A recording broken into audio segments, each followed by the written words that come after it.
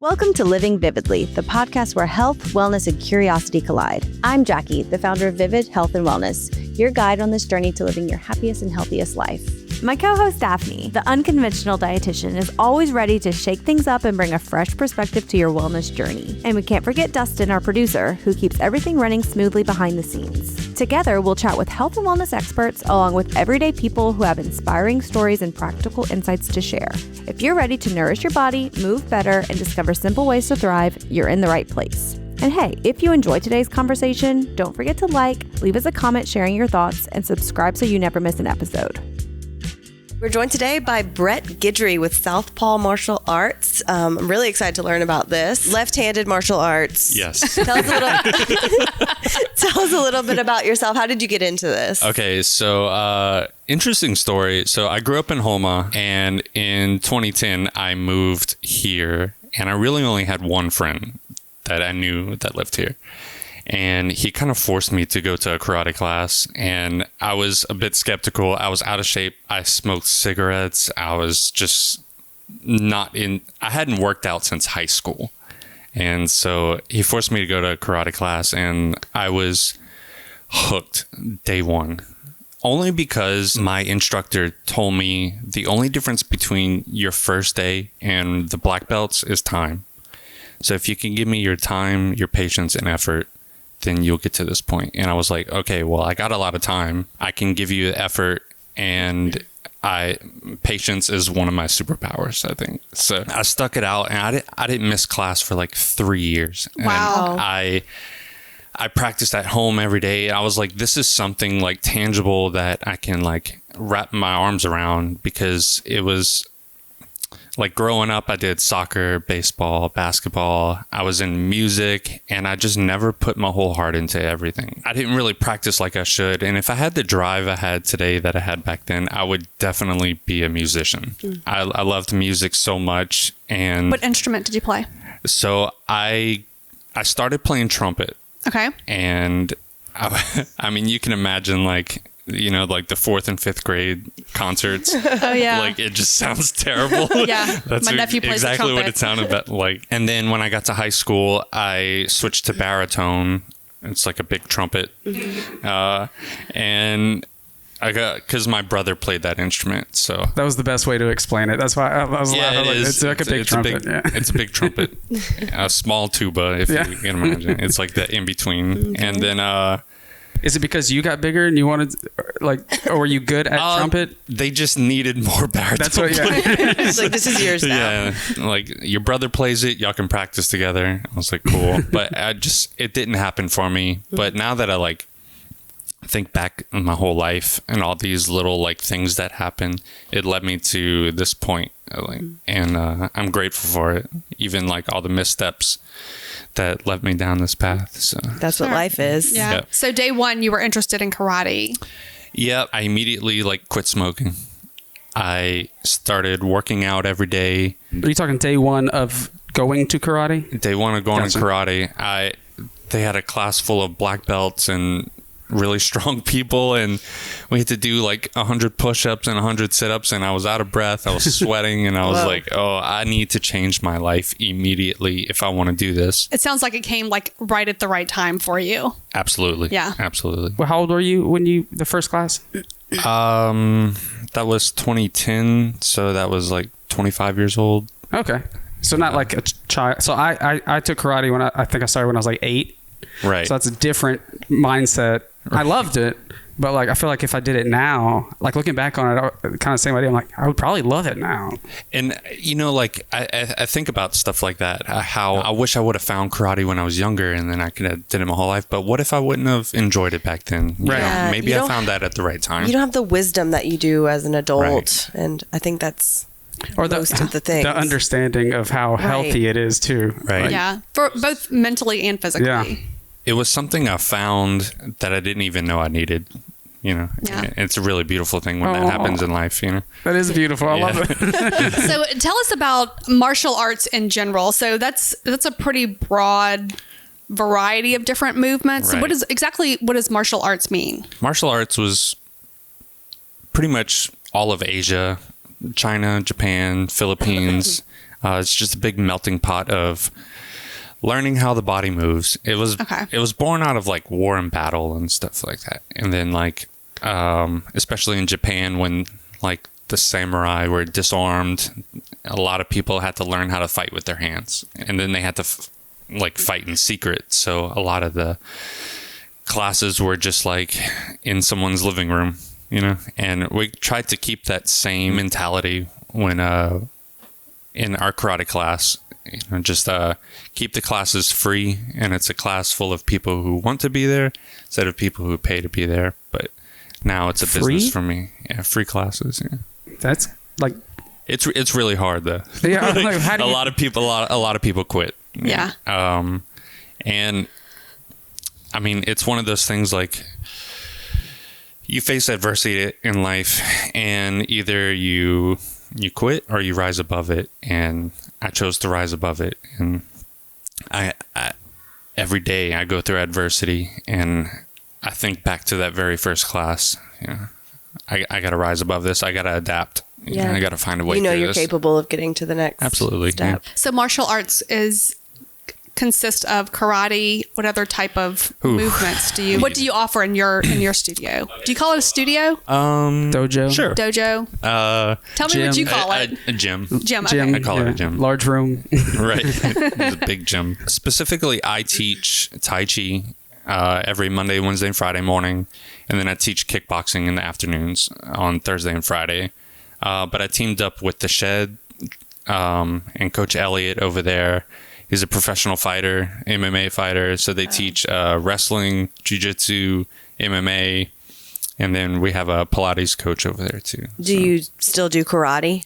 I do. I train with a couple of guys off to the side, kind of like, it's more like just a passion and a hobby, just to, you know, it's like riding a bike. You know? Yeah. When did you start your gym? So we just made 1 year in May. Oh, okay. Yeah. Congrats. That's exciting. Congratulations. Yeah. Thank you. It's been quite the journey. Yeah. Yeah, business is hard. It is so hard. It's definitely harder than it looks, and getting to a year is a huge And you know, like when I came back from China, a lot of people were like, "Oh, you should start a gym and you start coaching." And I was like, "Okay." And I just listened to them, and then it's like there's no risk for them. They just want to come train, and I was like, I now need to learn about business. Yeah. Totally different than martial arts. Yeah, and all the risk is on me now. Yeah. So. Yeah. Well, tell us about China.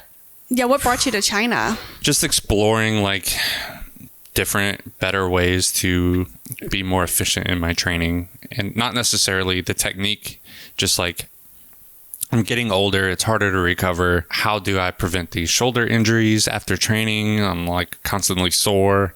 And it was really beneficial, but it was always a dream of mine to kind of travel around the world and experience different cultures and train in different types of martial arts and just become more well-rounded. I had a friend who was going to do it with me, and things didn't quite work out. So I decided to go on my own, and I applied to this school in China, and then I got accepted, and I was like, it kind of hit me, and I was like, oh my God, am I really going to do this? Did you not really expect to get in? Yes. Did it not just feel real until Yeah. Well, so I'll tell you this really special moment in my life, and it's going to sound silly, but it means a lot to me. I was living in Houston, and I was working for this oil and gas company.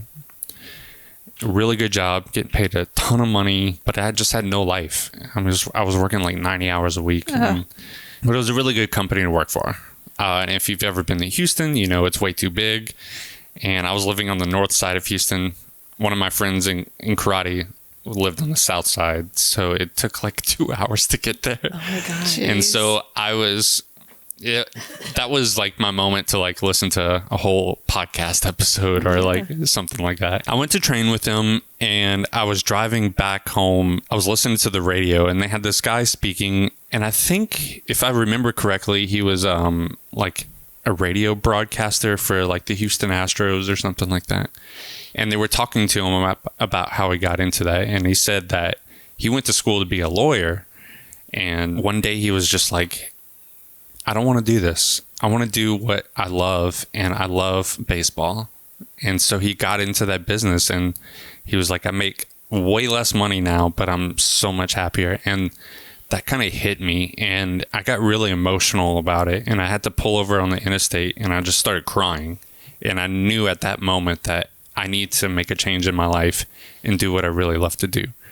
And that was martial arts. So this was like a 2-year process to get to China. And the day my visa came in, the anxiety set in, and I was like, oh, because I didn't tell anyone. Like, I didn't tell anyone I was going to China. I didn't tell my family. And that's wild. That is wild. I just kept this to myself because I heard a quote a while back that, and this going back to the music, a conductor conducts the orchestra with his back to the crowd. And his art is right in front of him. And it doesn't matter if they cheer or boo, your back's to them and everything's right in front of you. And I think about that. Like, I don't need to tell anyone. This is for me. This was like a month before I left. And I finally told my boss, I was like, hey, I'm leaving to go to China. I told my friends, my family, and I can imagine the reaction was, don't do it. Yeah. Oh my gosh. Everyone said, don't do it. How far from leaving did you start telling people? About a month before I left. Yes.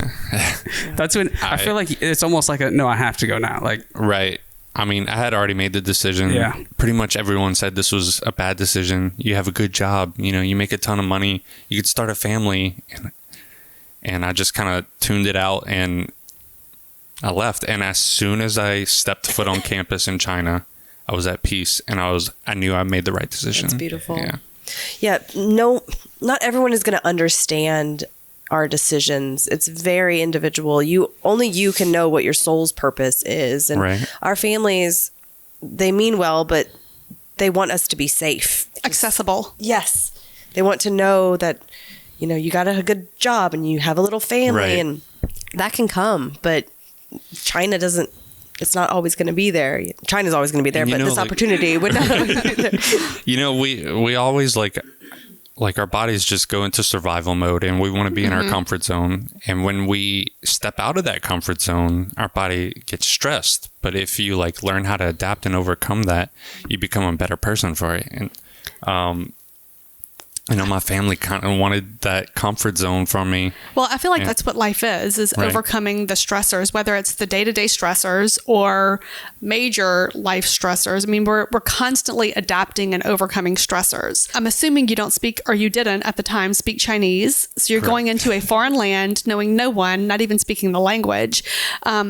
That's a pretty stressful thing. And Absolutely. if you were my child getting ready to launch on his own, I think I would panic, you know, but I understand that you have to do like what your calling is. You have to do something that you can only grow from that. Right. You can only become a different person from that. I told my grandma, and my grandma and I are like best friends, and we just have this different type of relationship than like all the other grandkids and like anyone in the family. But I told her I was going to China. She says, you can't go there. That's where the terrorists are. And I was like, do you know where China is? And she's like, no. I was like, all right. I mean, she never left the bayou. You know, she's in her little bubble, like her little Cajun bubble. Yeah. That's so sweet. So you were going to China specifically to study martial arts. Yep. I went to, the school is called the Kunyu Mountain Shaolin Martial Arts Academy.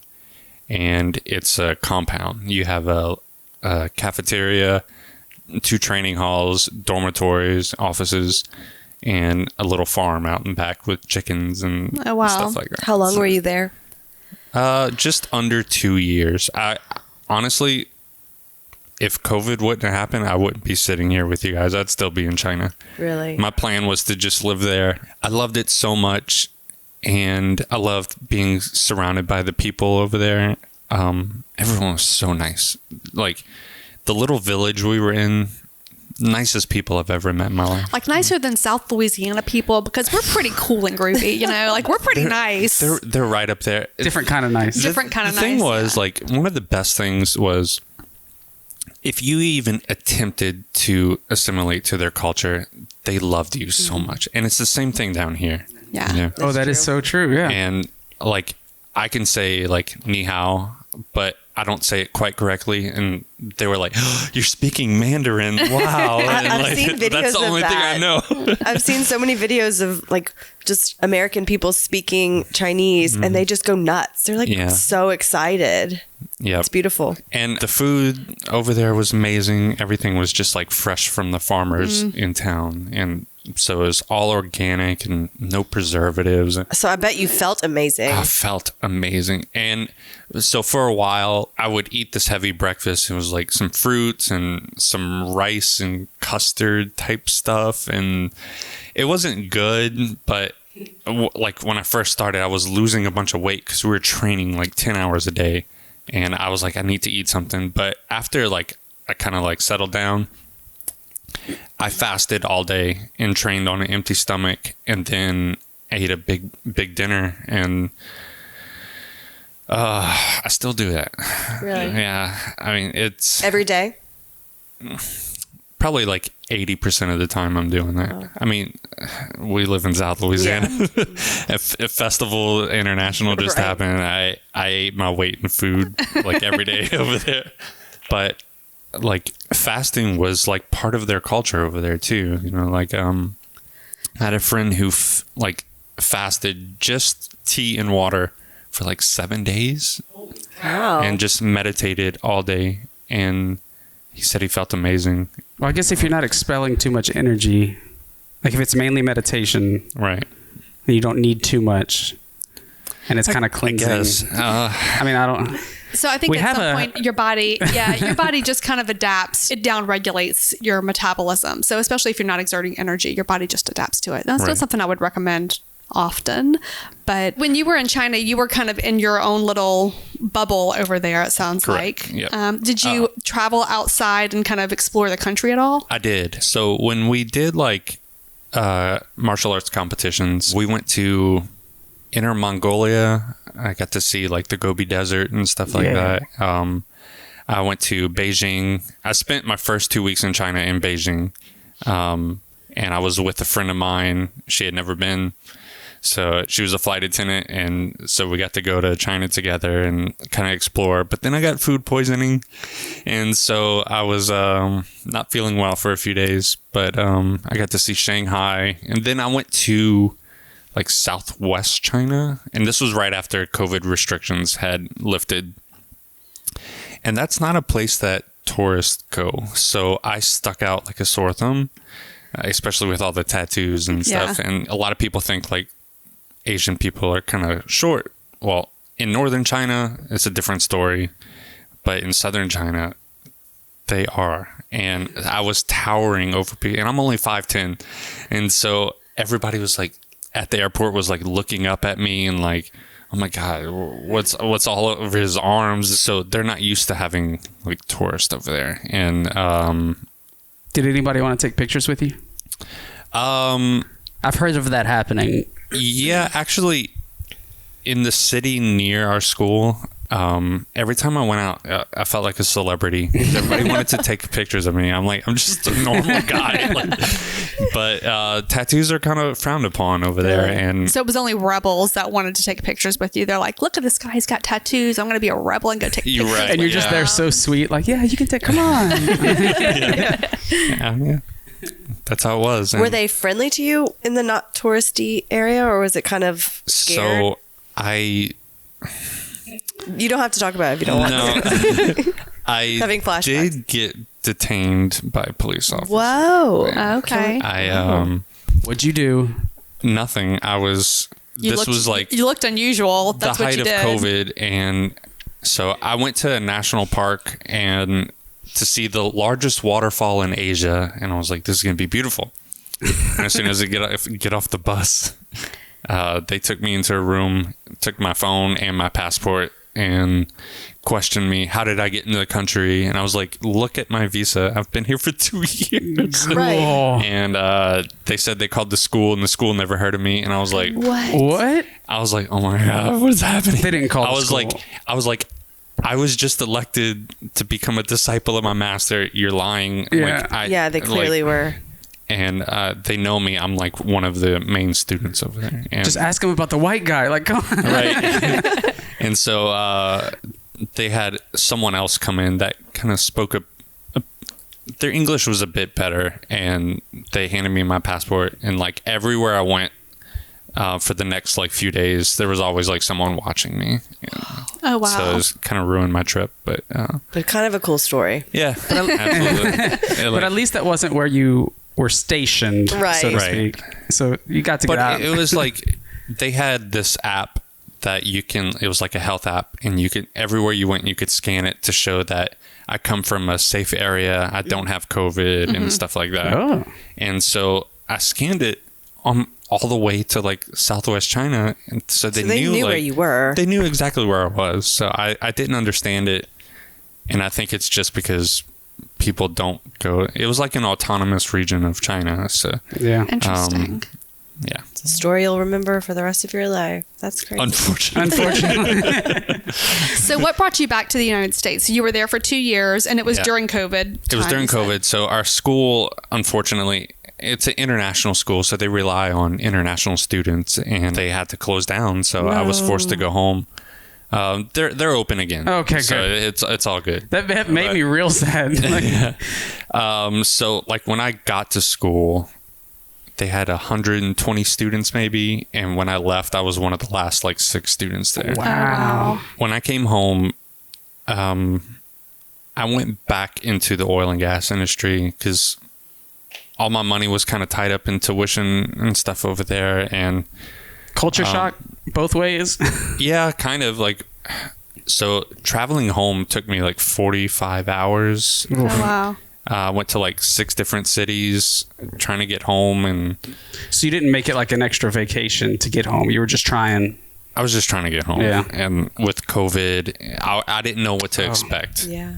And I went to get my COVID test and everything in China, which was pointless because it was all in Mandarin. And I was like, when I get to the States, they're not going to be able to read this anyway. Oh, that's true. And I was like, look, I'll just chance it.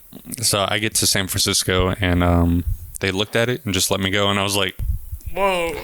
Don't ask questions. Don't ask questions. yeah, are you sure? Like, I've been in China for a long time. Then I got home, and like when I was finally able to rest, my body was just like, you've been through a lot.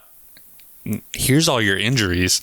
And like I was physically sick, and like the time difference in traveling, it took me about a month to really like get back into the swing of things and adjust to the time difference and stuff like that. Wow. So you went back into oil and gas. Went back into oil and gas. Did you have the same job you had before? Kind of, just a different company. Okay. I was doing a land survey for a pipeline company. Gotcha. So and it wasn't kinda like- traveling around. And Okay. So it wasn't like your original company was like, oh, you're back? Come on. no, but some of the same people I worked with, so it was cool. very familiar. I had injured my shoulder while I was in China, and I guess it healed up incorrectly. I had a bunch of scar tissue, and it got so bad that I had to come home and get my surgery. And shout out to Dr. Williams at LOS. He did my surgery, and once I was here and I was going through physical therapy, that's when I was like, I don't want to leave Lafayette. I love it here, and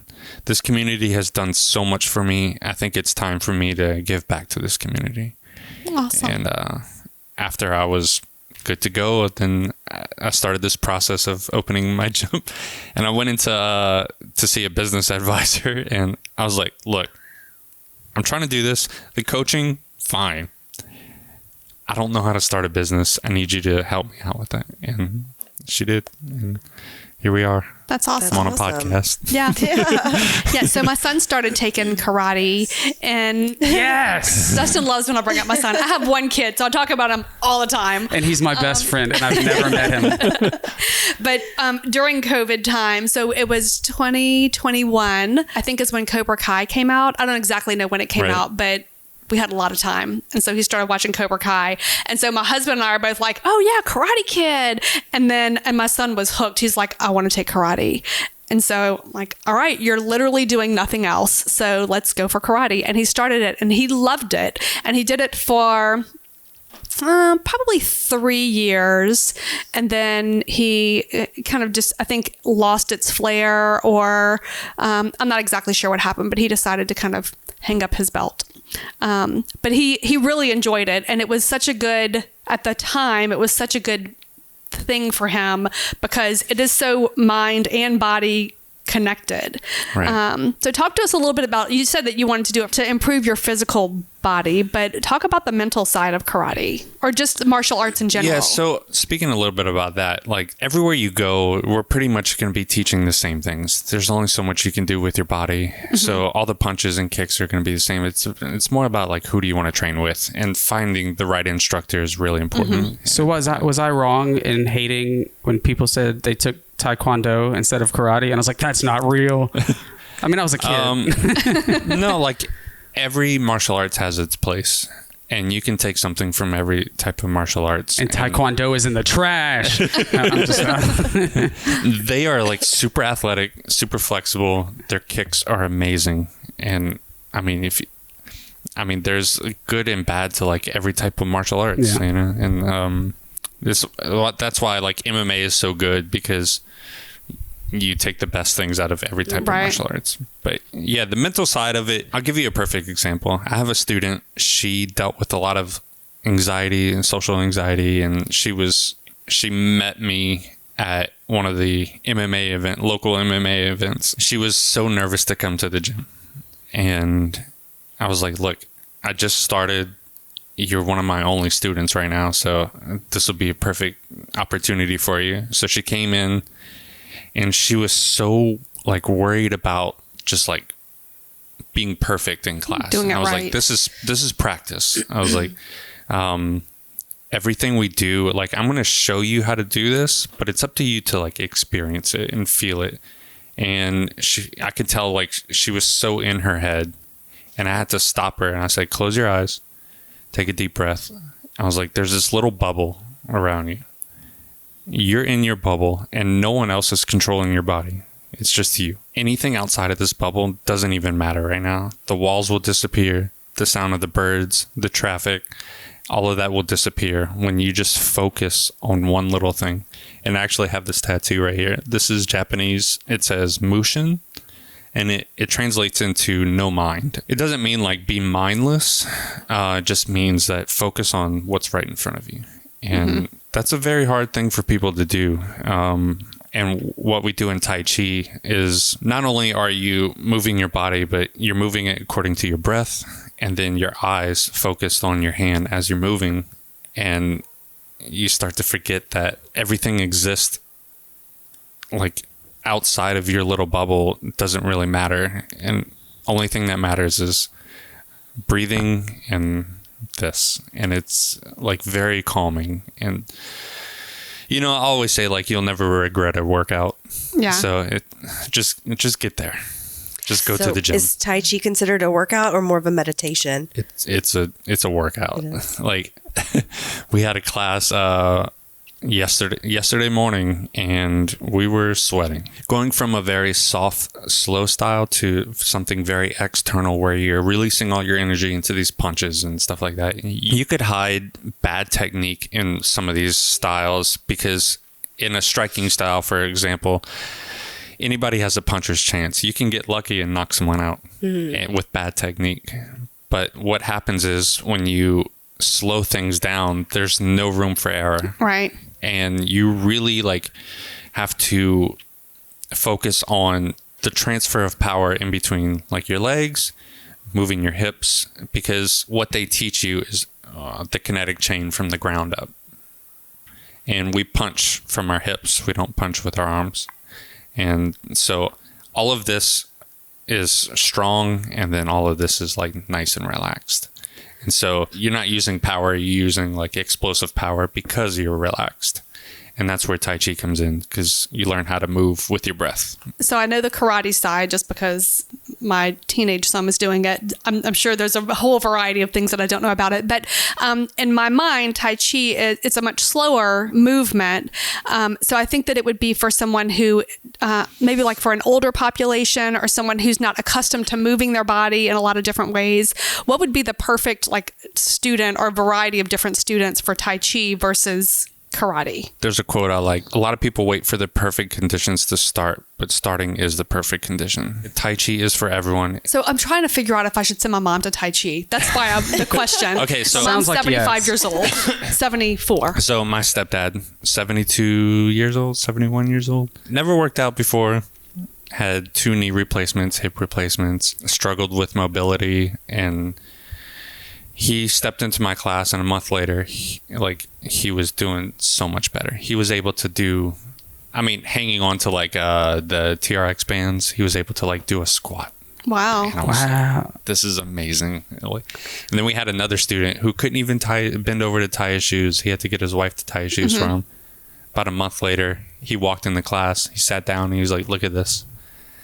And I was like, oh, this is working better than I thought it would. Yeah, that's so rewarding. Yeah, this Right. is why. So it's helping strength and mobility. Absolutely. And there's levels to everything we do. Like, obviously, when someone sees me do Tai Chi, they were like, wow, like he's really flexible. And I was like, you didn't see day one though. Yeah. Right. Like, it took a long time to get to this point. And a lot of people see that finished product, but don't see like the years of practice. Right. It's like that saying, don't compare my chapter 20 to your chapter 3 or something Exactly, like that. yeah. With people that are really flexible to start, Tai Chi is good because it'll strengthen that flexibility instead of Absolutely. just being loosey-goosey, not And strong. there's a lot of misconceptions about being flexible too. A lot of it, like, you might say, oh, my hamstrings are tight. Well, maybe your quads aren't that strong. Yeah. And Yeah. you need to work on like your psoas and stuff like that. And so what Tai Chi does, like, we move slowly in between like a side squat or something like that. And you're probably working out muscles you never worked before. 'Cause Yeah. doing like weightlifting is great. I highly recommend it. But a lot of times it's just like single motion, like you're just bench pressing or just doing a squat up and down. But like, can you do a one-legged squat? Can you do, or like a pistol squat or whatever? And can you do a side squat and learn how to shift that weight back and forth? And, I can only tell you Yeah. how to do these things, but it's really about experiencing it. I read this book recently. I think it's called Zen and Martial Arts. There's a line in it. I saved it, and it says, Joe Hyams? "Yep, that's it. Yeah. Zen and the Martial Arts. Zen and the Martial Arts." There you go. It's a really good book. It's really easy read. It's like, I read it in like one night. It says the true meaning of Zen or martial arts is not meant to be like mused over and intellectualized. Like, it's meant to be experienced. Like, how do you explain the taste of sugar? Like, it's hard to explain. You can only like taste it and talk about the sensation that it gives you. A lot of times in class, I will teach you something and then kind of like send you off on your own to just like practice on your own, because we all come in different shapes and sizes and different abilities. So it's really up to you to find your flow. And we all breathe differently too. So you might have a shorter breath, so your flow is a little bit quicker than other people, but it takes practice. And Do you work on breathing with Tai Chi and stuff? we do. That was going to be one of my. Yeah, actually, that's included in my everyday life. Even on, like, this morning I woke up and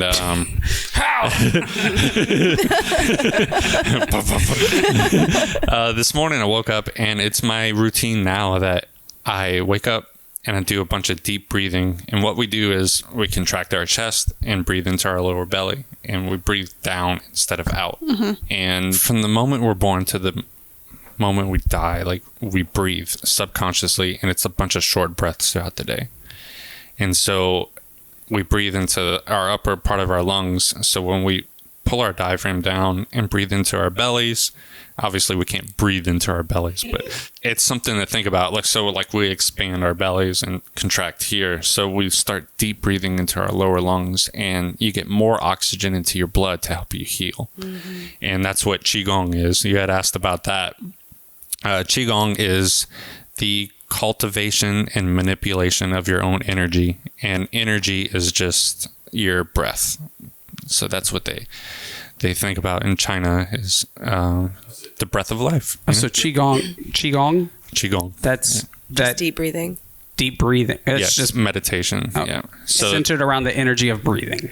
Correct. Yeah. And so the more oxygen you have in your blood, the healthier the cells are. And so when I wake up in the morning, I do a bunch of breathing exercises, and what it looks like is I take this deep breath and stretch with my arms up, and then I just kind of like collapse and just like push out all my air all at once, like really quickly. And I do about 10 of those, and then I just kind of like warm up and like loosen up all my limbs and get blood flow into my fingers and my toes, and it gets all that healthy blood going to your brain and just kind of wake you up, because our heart rate slows down so much at night, and it's just like blood just like slushing through your body like really slowly, and so you just loosen up, and it's better than any coffee I've ever had. Yeah, that makes a lot of sense, because it's like when you wake up and just start going, usually you're not happy about it. You just start going to whatever you're going to do. It's almost like you're moving faster than your body. Yeah. That's kind of what you're saying. It's like nobody goes to a water park, sits on the slide, waits for them to open, and is there when the water comes on. Right. And so that's kind of what that sounded like. Like, you can't just wake up and just jump in a dry water slide and hope for it takes 5 minutes. Yeah. 5 minutes out of your day. And I think that's part of the problem. A lot of people hear everything you just said and think, I don't have time for half an hour to do that. I got to go. And no, it doesn't. Wake up 5 minutes earlier. And just can you do it in bed? Absolutely. So my nighttime routine is a little different. I do a full body scan, and I just lay there wherever I'm comfortable and try not to move. And I just start from my head and just close my eyes. Not like a real, like you don't have a scanner in your house. No. Just a mental scan.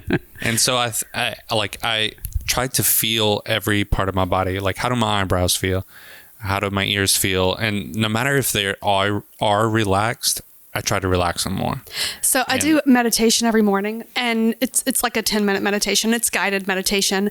And they always say, relax the space between your eyebrows. And I'm always like, the space between my eyebrows is fine. What do they mean? But as soon as they say it, I'm like, okay, mentally relax it. And I can feel it changes. Right. The same thing with your jaw, like relax your jaw and having your tongue glued to the roof of your mouth. Yeah. And every time I'm like, wow, I'm sitting here literally feeling like I am as relaxed as I'm going to get. And as you walk through and do the whole body scan, you can identify the points where you're like, oh no, I'm holding tension there. Right. In the most unusual places, nobody really thinks about the space between their eyebrows. It's just not a common place, As you can see, like I squint a lot, and I got wrinkles around here. Like I smile with my whole face, so it's hard for me to like relax everything. Because when you're always doing it, you never know what that feels like.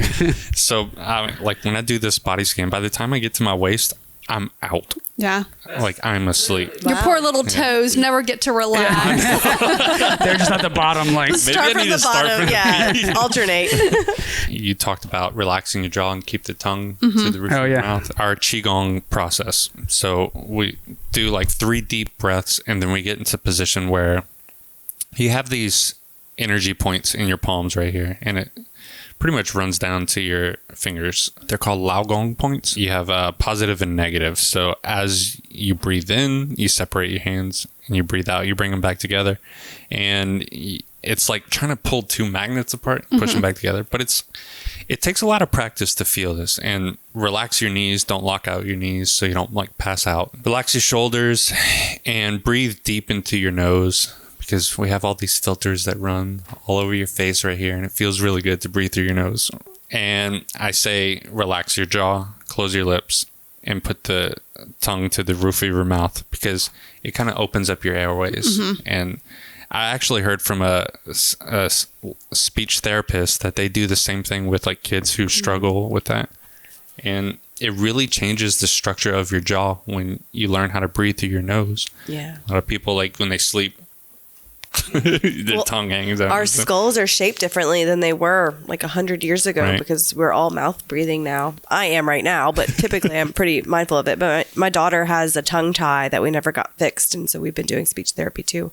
And it's true. It's like it changes the shape of your face and everything. Like your breath affects every single part of your body, every function. Absolutely. And none of us are breathing correctly.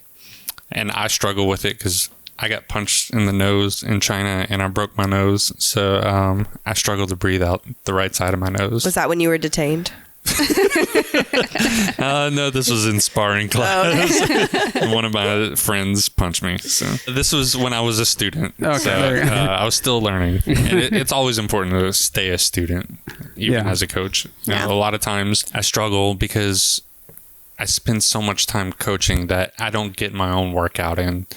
And just like last week, I went to train in karate and I got to sit back and just listen and just tell me what to do and I'll do it, you know? Yeah. And it's really refreshing to just like go back to basics.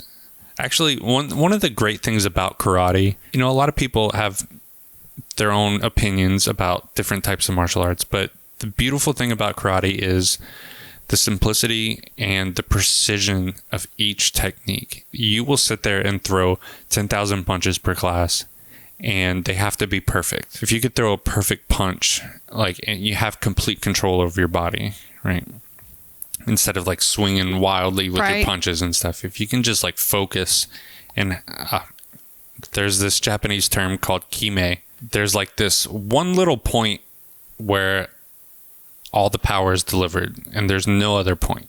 And so I like to call it like an apex, like in a graph. So when you're throwing like any kind of like hook or round kick, there's only going to be one point where that thing lands and it's full power. And if you can control that, it will take you very far in martial arts. Because it's physical, but it's also very mental too. So if you can control your mind, then you can get pretty far. I think it honestly helped me be better at baseball. It's like I was in martial arts up until high school, and I played baseball all my life. And then in high school, I quit martial arts and continued with baseball. And I think just understanding the movements of just your body and understanding how to control it and doing that for a few years. That's very interesting because I'm going to be coming out with a video pretty soon about how the hip rotation in martial arts is similar to throwing a baseball, swinging a tennis racket, golf, like whatever. It's all the same motion. Yeah. And so this can help any type of athlete, whether like you're in middle school trying to get better at baseball, come try Tai Chi. It's going to help. And it'll be an interesting test subject because I don't know anyone who's ever done any kind of like test like this. I could see that. My dad, I think he played baseball and football in high school, and they took ballet to kind of help with flexibility and rotations. And I'm sure it's similar concept. Concept. I talk about this pretty often. Like when we do kicks in kickboxing, a lot of people, like for balance, they'll throw their hands out just subconsciously. And I keep telling them, keep everything tight. You should see me play tennis. It's like all over the place. I've got, my husband laughs at me. My arms and legs are all over the place. But I always mention, I was like, think about a figure skater or a ballerina. When they want to spin fast, they keep everything tight. When they slow down, they get big. Wow. And so you hear it in baseball. Like, I'm a huge baseball fan. They talk about when they show in slow motion a player hitting a home run, and they're like, look, he kept his hands in tight. He didn't get way outside, because the further you get from your body, the slower you are, the harder it is to control. Yeah. So keep everything tight and just use your bottom half of your body to control the upper half. You got to learn how to like work independently, like the front and the back, top, bottom, left and right, and then combine it all together, if that makes sense. And I think that's the hardest for anyone to do. Yeah. Well, especially if because we spend so much time not moving anything, that whenever you actually do stand up to move something, or, you know, if you decide that you're going to start exercising or start moving your body in some kind of way, whether you're physically active or not, to try and go from being not moving anything to trying to coordinate all of these front, back, side, it's a lot. I mean, it's a lot to keep mentally. It's a lot. It's physically. It's a lot too. That's a perfect example. You had asked me a question, like what's the one exercise I would recommend to someone? And it's squats. I think Dr. Rhonda Patrick had mentioned this on a podcast. There was a study. Don't quote me on the study. I don't know where it was, but they said like 10 body weight squats per day has more effect on maintaining glucose levels than like going for a walk. Mm-hmm. Just 10 body weight squats, and it doesn't even have to be all the way down because it moves the biggest muscles of your body. Correct. And I always talk about your hips, knees, and ankles are so important because it holds your whole body weight all day long. And I look at like people who sit in the office all day, get up, do some body weight squats, and get back to work. And I was talking about my stepdad learning how to do squats, and just a lot of people when they never done anything like this, their knees start to collapse in when they want to do a squat. And what Tai Chi does with the body alignment, you learn how to align your knee over your feet and your hip to your knee, and your shoulder and your elbow, like all in alignment together. And when you can do that, then you alleviate some pain, you get stronger in the hips.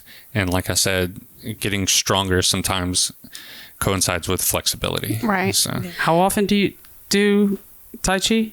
Every day. I do as it a every teach. day. Oh, teach. How can I do it? Where do I go? I know. Yeah, I was about to say, I want to take a Who class. am I? Tell How do us I get there? We're going to Tell all us be more like about Tai Chi your, masters. about your business. Okay. I really struggled finding a building. Rent is really high in Lafayette. And I was worried that I was this close to giving up. And then I met Coach Elliott, and we instantly clicked. And he said that we can partner up. I had already had my LLC and stuff, so I'm pretty much like renting space from him, renting time, really. So every Monday, Wednesday, and Friday morning from 6:30 to 7:30 is Tai Chi. Monday mornings are usually like everybody practices basics. It's really important. You never stop doing basics, basic steps, basic hand motions. And then the second half of class on Monday, we practice the applications. So an outsider's perspective, it looks like we're just like waving our arms around, but there's actually a purpose to it, you know? So I teach that so you can really understand the movements, and we're not going to move past that until you can almost teach it back to me. Do you just sign up for a class? Yeah, actually, my website went live today. Yay! So, southpawmartialarts.com. Nice. And you can scroll down the menu to the sign up, and it'll take you to the app to sign up for the. Okay. Yeah. Okay, cool. We have a free class, actually a week free if you want to come try it, because I think it's important, like, gotta see, to have like multiple classes, because we do different things in different classes. Right. And somebody might come into my basics class on Monday and be like, well, this is kind of boring. Be like, well, you got to come see what we do on Wednesday. Yeah. And then also it gives them the chance to try kickboxing and see both sides of it, and the internal and the external. And it's like the yin and yang, you know, they both work together. Right. And they're both important. I have a few students who do both of them, and I've seen so much improvement in Tai Chi from kickboxing and kickboxing from Tai Chi. Right. Do the workouts complement each other? Absolutely. You know, there's a lot of times when I'm teaching something in kickboxing, I look over at my student and I was like, just like we did in kickboxing, just like we did in Tai Chi the other day, like slowing down those movements and perfecting those movements to where even when you go full power in kickboxing, if you have half of the technique, it's still good technique. Yeah. You know? and you know what it's supposed to feel like. Right. After doing it slow, you're like, wait, something was off. And you know, like I didn't learn this stuff until I went to China, and I had like everyone in karate has like shoulder injuries because they never teach the bottom half of your body, and so when I came back, my karate had improved from doing Tai Chi for 2 years. And wow. Yeah. And MMA, okay, I'm like super uninformed. It's mixed martial arts, so it's taking something from all of those different. Yeah, there's it's really like the striking, the takedown, and the ground grappling, wrestling type thing. So it's like incorporating everything. And like in kickboxing, for example, when you're fighting, someone goes to the ground, they stop the fight, and you get a 10 count, just like in boxing. But in MMA, you keep going. And I never learned that. So I'm still a student in my own gym, like learning the next portion of a fight. How has learning martial arts changed you as a person? One of the best things my Shifu told me when I left China, we were in the middle of the mountains. It's so easy to be peaceful, so easy to meditate and be surrounded by martial arts 24/7. When I go home, there's a lot of distractions. And I was like, how do I cope with this? And he said, one of the reasons why I accepted you as disciple has nothing to do with your abilities as a martial artist. It's who you are as a person. And he's like, I noticed it from day one when you were fighting and you were able to adapt to the fight.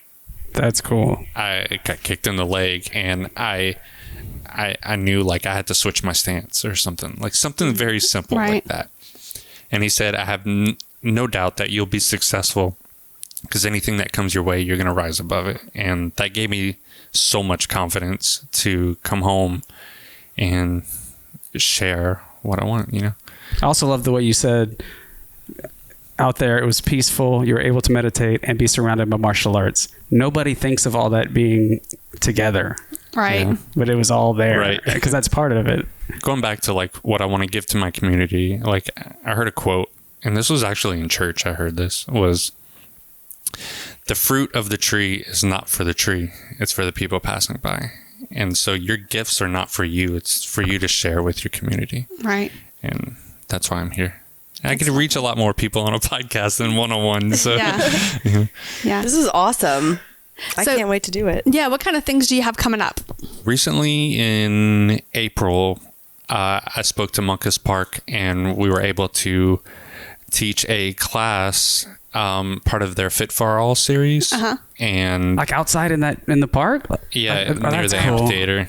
And we had about like 30 students show up, and like really good response from the local community. And then I talked to them about doing it again. So they gave me 3 dates. And we actually, I don't want to screw this up. Yeah. So these are all Monday at 6 p.m. June 2nd, July 14th, and August 4th. Awesome. All near the amphitheater at Monkus Park. It's free parking on Mondays at Monkus. So convenient. Yeah. Oh, I didn't even know that. Is this free for the community? Free. Yep. Wow, that's amazing. That is amazing.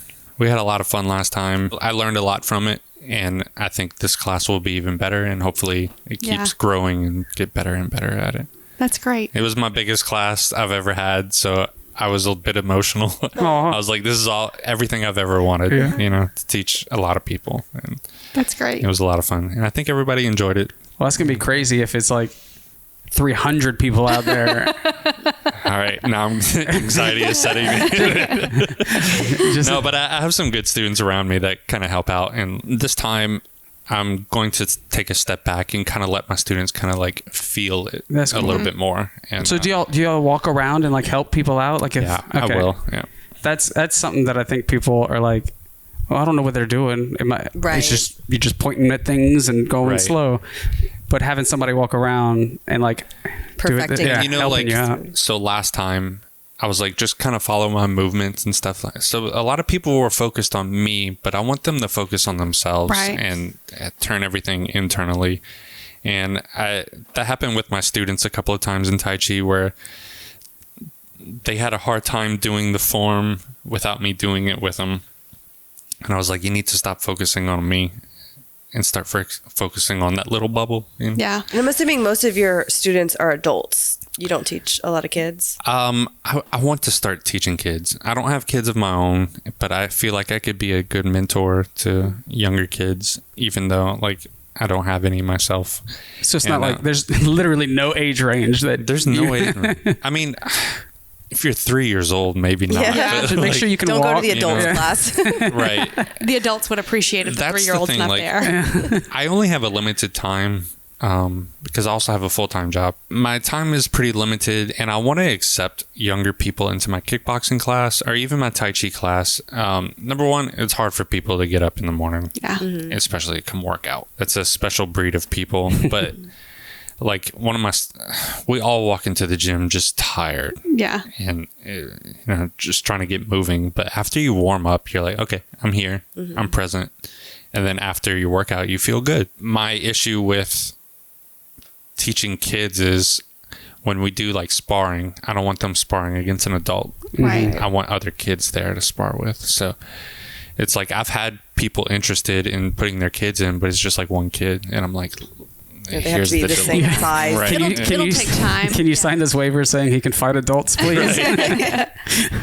And there was always like in karate, like we only accepted like 18 years and above because of the brutal nature of karate. It's a self-defense. Yeah. It's not a sport. And I mean, we really hit each other and it hurts. Yeah. And we don't want a kid to come home and be like, Mom, this 50-year-old man kicked me in the face today. Yeah. Yeah. Yeah. Mom would not appreciate that. Right, exactly. Kicked in the face by a 50-year-old. I'm sorry, what did you just say? You want me to tell you a few stories about China? Yeah. Absolutely. So we did have cultural classes too. So they taught Buddhism, Taoism, acupuncture, massage. Oh. They taught Mandarin in class, but Is this all at the same school? yeah, What Did is you learn this? Reiki?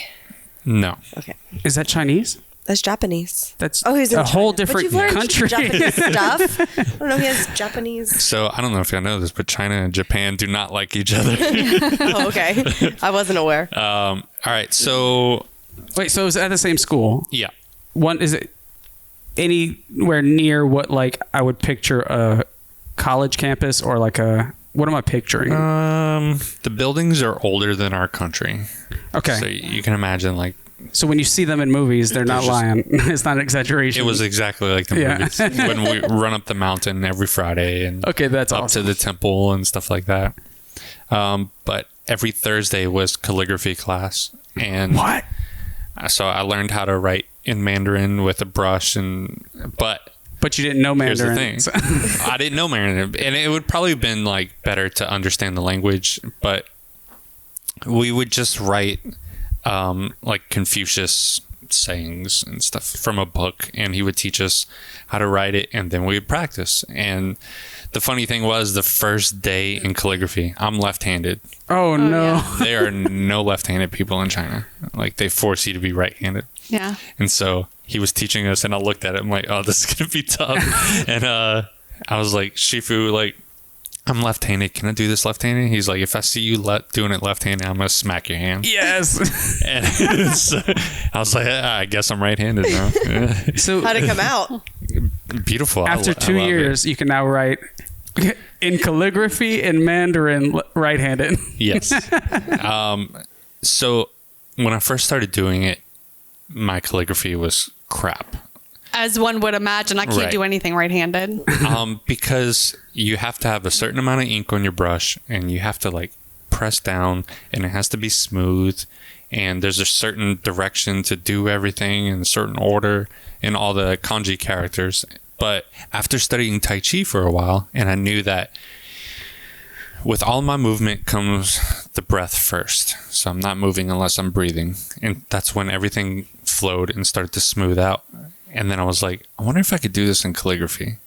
And I started doing it, and my brush strokes started coming out like so smooth. And I was like, So interesting. oh, Just like in the movies. yeah. I was just There- like, did it help with... Yeah, why would being- calligraphy be involved with Tai Chi and So it's just part of the cultural class. Okay. Like, Right, but like, you know how like wax on, wax off type of thing. right. Did it help with your right-handed punches or hook? Absolutely. Like, that's cool. Learning how to use the other side of my brain and Yeah. learn how to. I mean, in Tai Chi, like any kind of martial arts, you learn how to use both sides. But obviously, one side's going to be more dominant.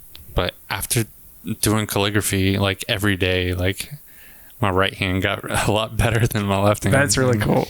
But that was probably my favorite class. And when I got accepted, you went to China for martial arts. What was your favorite class? Calligraphy. But if you like ask like Japanese like karate masters, like there is a correlation between calligraphy and martial arts, like swordsmanship too, like the flow of the sword. And there's like 3 different styles of calligraphy. There's like the one the master teaches you, then the one where you do like you master that style, and then you create your own style, and then it goes into like of calligraphy. Yeah. Oh. And so like you can see calligraphy, which is very like straight lines and everything. That's like the very simplistic. And then you could see the very like art form of it, where it looks like scribble. So I guess it'd be kind of like your handwriting. Like not everybody has the same handwriting. Right. So what is calligraphy? Because in my head, it is the fancy writing with a so like a brush or felt pen. The first part of it is it's just their language. And okay. So like they're it is just writing their language, and then it becomes an art form. And so that's part of it. You're learning how to write their language, and you're just repeating what your master showed you. Yeah. And now it's time to create your own. And the beautiful thing about karate was when I got my black belt, the first rank is called Shodan. And Shodan translates to the beginning.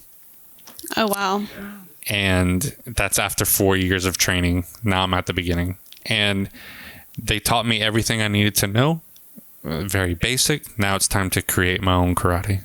And it's cool. So beautiful. Yeah. That's why I love it so much. Oh. Because I'm always learning. I'm always trying to evolve. And that goes into my personal life too. I'm always trying to be the best Brett everybody knows. The best version of you. I think that should just be our end, but I have a question that I have to ask. That's okay. We might have a bonus episode with this one. Because I have a question too. Mine's quick, I swear. Once a black belt, always a black belt? Pretty much. Let's go! Are you a black belt? Or was? Technically, yeah. It's been a while, but it's like riding a bike. I just have to get back into it. Yeah. Come to class. Well, I don't think I'll ever be a black belt, but I would love to do Tai Chi. Yeah. We ask everybody before we wrap up, what does living vividly mean to you? Martial arts is an art form. There's something very beautiful about how the body moves, right?